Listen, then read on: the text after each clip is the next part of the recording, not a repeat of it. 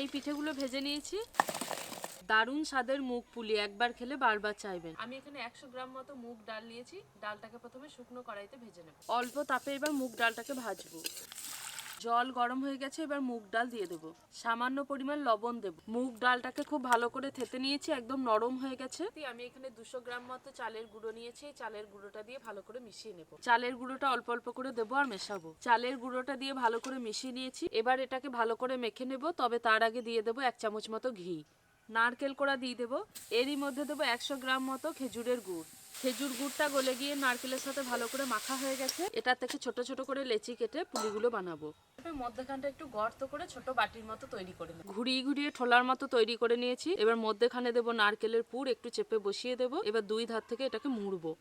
মোড়া হয়ে গেলে হাতের মধ্যে ঘুরিয়ে ঘুরিয়ে একটু লম্বাটে পটলের মতো শেপ দিয়ে দেবো। এভাবে আমি সবগুলো বানিয়ে নেব।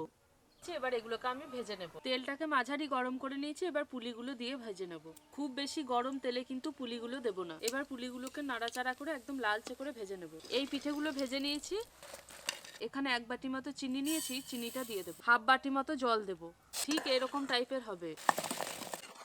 একদম পুলির গায়ে সুন্দরভাবে চিনির রসটা লেগে গেছে। চিনির রসটা শুকনো হয়ে গেছে। প্রত্যেকটা কিন্তু খুব সুন্দরভাবে কোটিং হয়েছে। আজ আমি বানালাম মুগ পুলি। ভীষণ সুন্দর দেখতে লাগছে আর খেতে কিন্তু দারুণ হয় এটা।